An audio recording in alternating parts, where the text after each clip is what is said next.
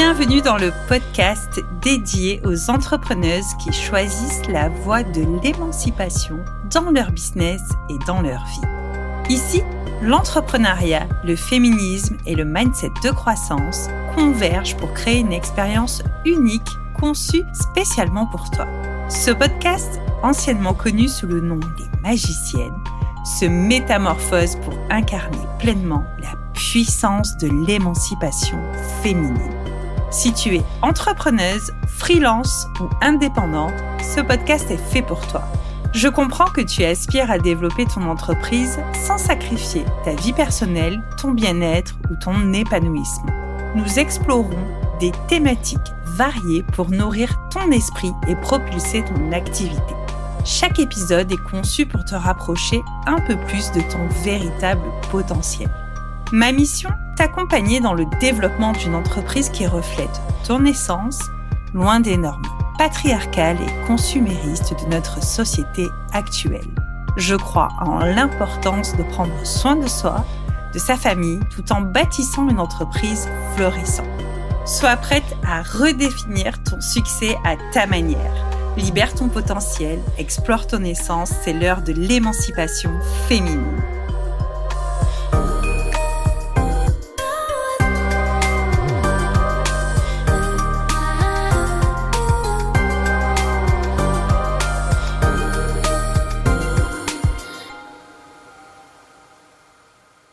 Bonjour et bienvenue dans le podcast Émancipation féminine.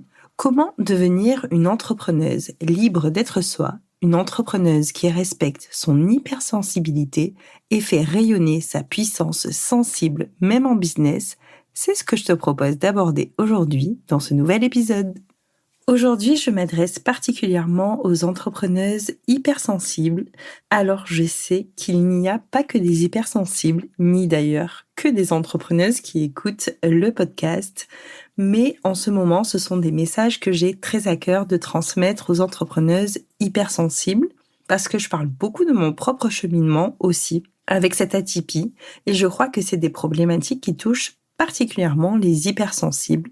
Donc, mesdames les entrepreneuses hypersensibles, cet épisode vous est dédié et je suis très très heureuse de vous faire cet épisode-là. Car ça fait 3 semaines maintenant que j'essaie d'aborder point après point, semaine après semaine, épisode après épisode, des clés, des partages autour des blocages qui peuvent nous empêcher de prendre notre place dans l'écosystème entrepreneurial et parfois même dans notre vie. Quelles sont les injonctions auxquelles on continue d'obéir de manière inconsciente? Qu'est-ce qui nous empêche de nous affirmer tout en respectant notre sensibilité et notre fonctionnement atypique? Je pense que tu constates que ma voix est prise. Je fais face à une loi des séries, donc petite interlude dans cet épisode pour m'excuser au cas où il y ait des raclements de gorge ou que ce soit moins agréable pour toi. Je sais qu'en tant qu'hypersensible, c'est compliqué quand on a des petits bruits parasites ou que, tiens, il y a quelque chose qui change, mais je n'y peux rien. Voilà, j'ai été malade, mon fils, mon bébé est malade et du coup, il n'y a pas le choix. Moi, j'avais très envie d'enregistrer cet épisode, donc voilà pour la petite aparté. Donc, la semaine dernière, je te parlais de la sortie de mon accompagnement Libération. C'est un accompagnement sur lequel j'ai beaucoup travaillé ces derniers mois, afin qu'il y ait un cheminement commun tout en restant complètement sur mesure et adapté à ta façon d'être et d'entreprendre. Donc voilà, c'est officiel, le coaching Libération est ouvert dès ce jour, mardi 1er octobre 2024, et seulement 6 places sont disponibles. Je t'en reparlerai un petit peu plus tard dans l'épisode. Aujourd'hui, j'ai donc envie de te donner des clés. Concrètement, qu'est-ce qu'on fait pour cultiver son énergie, pour s'explorer, s'introspecter, pour rayonner et porter sa voix quand on est une entrepreneuse hypersensible? On a toutes quelque chose d'attractif pour les autres, que ce soit pour nos clientes. Et bien souvent, on croit que le charisme, c'est réservé aux autres, c'est réservé aux extravertis, ou alors on s'imagine que c'est inné. Or, je crois qu'une entrepreneuse hypersensible, libre, c'est une femme qui est alignée. C'est une entrepreneuse qui fait du bien à soi et aux autres. qui ose incarner ses couleurs, qui se sent à sa place, qui vit de son activité passion, qui est en paix avec son hypersensibilité, son hyper-émotivité, qui ose prendre sa place dans son entreprise et sa vie, qui croit en elle, qui se respecte, qui s'estime, qui affirme et respecte ses besoins, qui avance vers ses projets et ses clientes de cœur. Il n'y a pas d'ordre dans les différents points clés qui vont suivre. Tu peux le faire dans l'ordre que tu veux. Peut-être qu'il y en a qui vont te parler et d'autres pas du tout. Encore une fois, tu prends ceux qui te parlent et le reste, tu le laisses. Je pense que s'il y en a un qui te fait tilt, qui résonne en toi, ce serait vraiment super intéressant pour toi d'aller l'approfondir. Point clé numéro 1, se réapproprier son corps. Je pense que tu commences à me connaître, que ce soit sur Insta ou ici. Le mouvement est important au quotidien, j'en parle beaucoup, et c'est important pour revenir là où sont nos pieds. On a tellement tendance à être dans nos têtes, nous, les hypersensibles. Donc, l'idée ici, c'est de prendre soin, de revenir à notre corps au quotidien. Et encore une fois, je parle pas du tout de sport. Comment on se sent relié à la Terre? Comment va notre corps aujourd'hui? Ce sont des questions primordiales, essentielles à se poser vraiment au quotidien. Et ça, tu peux le travailler avec les mouvements corporels, comme les étirements, la sophrologie. Il y a plein de choses à mettre dans son quotidien pour venir se réapproprier son corps. Clé numéro 2. Écouter ses intuitions, parce que oui, nous, les hypersensibles, on sent illico les choses. Et parfois, à tort, on ne s'écoute pas parce qu'on laisse le mental, en fait, reprendre le dessus sur ce qui a été très intuitif, sur ce que le corps a communiqué. Parce que c'est là que l'intuition se loge, c'est vraiment dans le corps. L'intuition, elle n'est pas mentale, elle est vraiment corporelle, et les signaux sont avant tout donc corporels. Savoir écouter ça en business, c'est super important pour savoir quoi et quand faire les choses au quotidien ou comment adapter les éléments dans nos relations, que ce soit avec nos partenaires, nos clientes. Troisième point clé, savoir gérer son énergie pour mener à bien ses projets, c'est primordial parce qu'il y aura toujours des imprévus dans le business ou dans la vie perso. Savoir revenir à l'essentiel, c'est important. Mais c'est exactement, par exemple, ce que je fais moi aujourd'hui. L'essentiel pour moi, c'est d'enregistrer son podcast et non pas d'aller publier sur Instagram parce que mon énergie est diminuée du fait que je sois un petit peu malade. Et donc, c'est ça que je t'apprends à faire dans le coaching et libération. Savoir revenir à l'essentiel pour savoir gérer son énergie et mener à bien ses projets. Quatrième point clé. Savoir apprendre à se régénérer lorsqu'on est hypersensible parce qu'on est vraiment vite saturé, en fait. Au niveau de notre hypersensibilité, quand il y a trop de bruit, souvent on peut être dans un état de saturation, alors que apprendre à revenir dans un état optimal de fonctionnement, c'est nécessaire pour éviter quoi? Pour éviter le surmenage, pour éviter le burn-out, pour éviter de passer 5 jours sous sa couette après un lancement, et c'est du vécu. Apprendre du coup à respecter ça en soi, c'est apprendre à se connaître finalement quelque part. Cinquième point, faire la paix avec son histoire d'hypersensible. Alors ça, c'est tellement vital. On a tellement tendance, nous, à ressasser tout ça au quotidien. Donc son histoire d'hypersensible, qu'est-ce que j'entends par là? Souvent, c'est ce que je disais dans un épisode précédent, on n'a pas été reconnu. On est une génération, là, les années 80, 90, peut-être début 2000, on est une génération où, en tant qu'hypersensible, on a été souvent ignoré pendant notre enfance parce que méconnu, parce que nos parents étaient dans d'autres façons d'aborder le monde, ils ont eu eux-mêmes leur propre éducation et du coup faire la paix avec son histoire d'hypersensible, c'est vraiment vital parce qu'on a tendance à ressasser tout ça. Et le ressassement, ça nous bouffe au quotidien, ça te draine de l'énergie, ça te bouffe de l'espace mental et après t'as plus de place pour tes essentiels, t'as plus de place pour mener tes projets de cœur. Donc apprendre à faire la paix avec tout ça, pour moi, c'est le plus beau cadeau qu'on puisse se faire dans la vie. Je le crois de toute mon âme, parce que c'est d'un coup se réaligner. Ce qui va un petit peu avec le 6e point, qui est du coup d'accepter son hypersensibilité, d'oser incarner sa vulnérabilité. dans un monde où justement on a tendance à être plutôt dans un monde hyposensible, à nier la sensibilité ou à la diminuer, à la ramener à quelque chose, à la sensiblerie, ce qui n'est pas du tout la même chose, c'est inspirant en fait d'accepter et d'incarner son hypersensibilité, de montrer sa vulnérabilité aux autres. C'est inspirant pour soi, mais c'est inspirant aussi pour les autres. C'est libérateur et c'est émancipateur au possible. Septième clé, se libérer des schémas répétitifs. Ça, c'est vraiment un travail en profondeur à faire avec soi-même. C'est oser arrêter des schémas qui sont néfastes pour soi. C'est arrêter l'auto-sabotage en business, par exemple, en fixant des prix bien bas.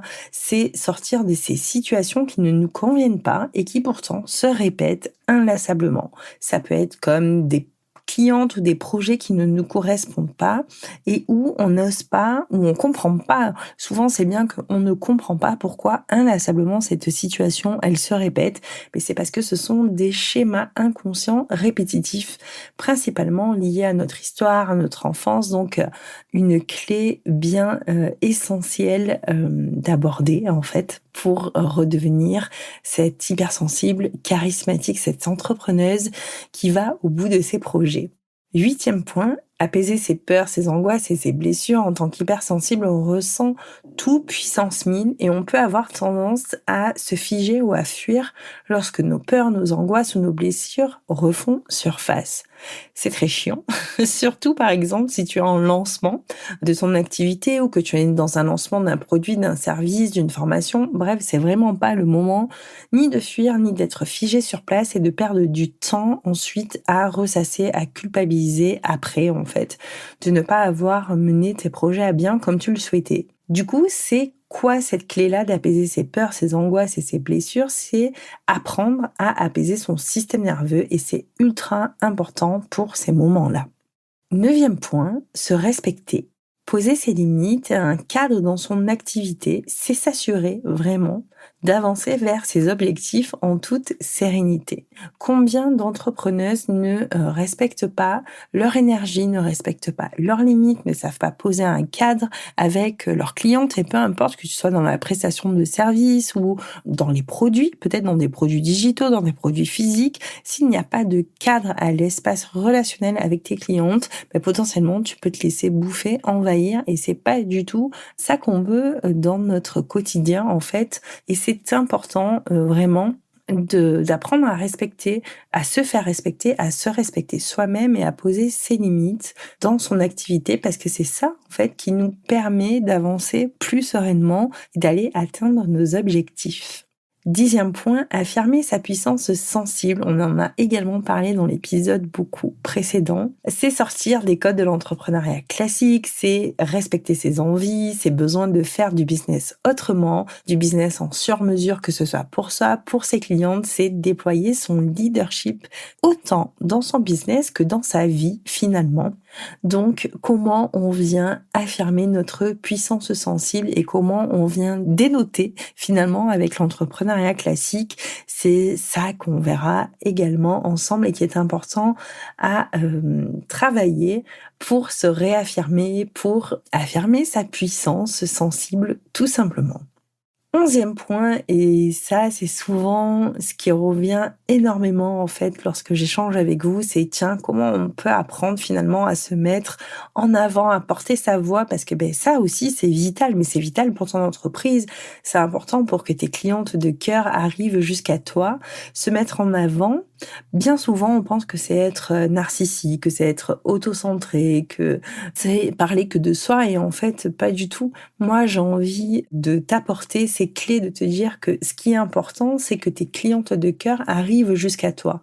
Et pour qu'elles arrivent jusqu'à toi, il faut bien à un moment donné que tu te mettes toi en avant, mais quand je dis te mettre toi, c'est pas forcément toi personnellement, c'est de mettre ton activité, de mettre tes produits, tes services en avant à travers ton personal branding, parce que ça c'est inimitable en fait quand on est hypersensible et qu'on veut être soi-même. C'est rare qu'on aille dans des stratégies un peu bullshit, j'ai envie de dire, qu'ils le sont pas forcément en fait, mais qui ne nous conviennent pas du tout. Donc tu peux très bien t'autoriser à briller en fait dans un monde où parfois le cynisme prend trop d'espace et nous, on a besoin que les hypersensibles s'autorisent à briller mieux pour que notre monde entrepreneurial se porte mieux finalement et pour que d'autres hypersensibles se reconnaissent en toi, en ta façon d'être également.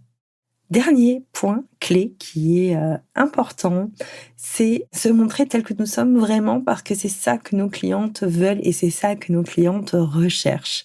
Nos clientes, comme je te disais un petit peu dans le point précédent, elles s'en fichent un peu de nos stratégies marketing. Elles sont importantes, les stratégies marketing, et elles peuvent être très alignées pour les hypersensibles. Ça peut être des stratégies vraiment alignées à nos valeurs de cœur, à nos valeurs de femme, à nos valeurs d'entrepreneur.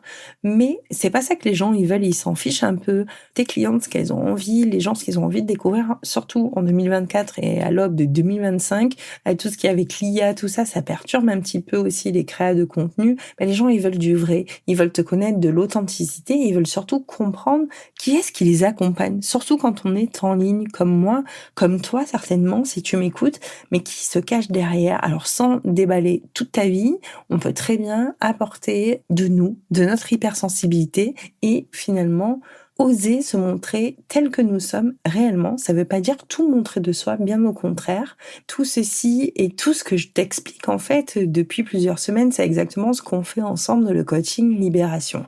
Tout ceci, ça nous permet de nous assumer, d'assumer notre personnalité, d'assumer notre posture, d'assumer notre charisme et de nous affirmer. Et je trouve vraiment que travailler l'affirmation de soi en tant qu'entrepreneuse hypersensible, c'est génial car c'est dire au monde, voilà qui je suis, voilà mes valeurs, voilà mes limites, voilà mes opinions, voilà mes décisions, voilà mes choix pour mon entreprise, pour mon épanouissement personnel et professionnel. C'est dire voilà qui je suis et arrêter d'être dans une suradaptation permanente pour exister. C'est un petit peu notre malheur à nous, les hypersensibles, parce qu'on est obligé de se suradapter dans un monde qui n'a pas été conçu pour nous, qui n'a pas été pensé pour nous. Et la magie de l'entrepreneuriat, c'est justement d'aller affirmer sa puissance sensible. Sinon, ça sert à rien de se faire chier pour avoir un entrepreneuriat qui t'enfermerait un petit peu comme un salariat, finalement. C'est bête. Nous, on a profondément besoin d'entrepreneuses hypersensibles qui s'affirment, qui inspirent les autres et qui font en fait du sur-mesure pour elles-mêmes et pour les autres. Voilà pour ces 12 points clés. J'espère que ça t'apportera des pistes.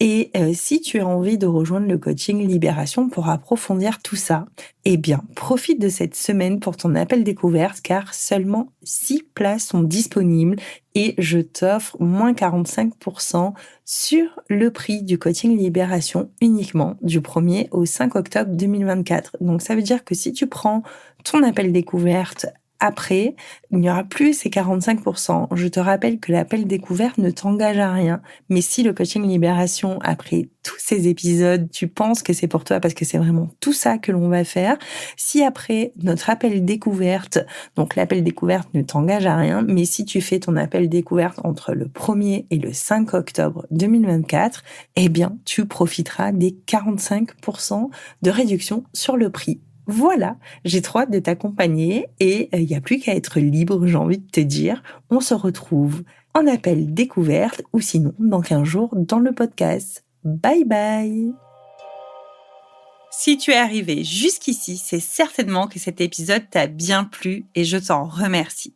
Tu peux soutenir mon travail en partageant un ou plusieurs épisodes à une entrepreneuse qui aurait intérêt à découvrir ces échanges. Tu peux rester en contact avec moi en t'abonnant à ma page Instagram Madame Flow Coaching. Tu peux également t'inscrire à la newsletter Slow and Flow. C'est une newsletter mensuelle où on parle slowpreneuriat, féminisme et santé mentale. Je te dis à dans 15 jours pour un nouvel épisode. D'ici là, prends soin de toi et continue de bâtir une entreprise où tu te mets au cœur de ton projet et où ta réussite est toute personnelle. Je crois en toi, à très vite.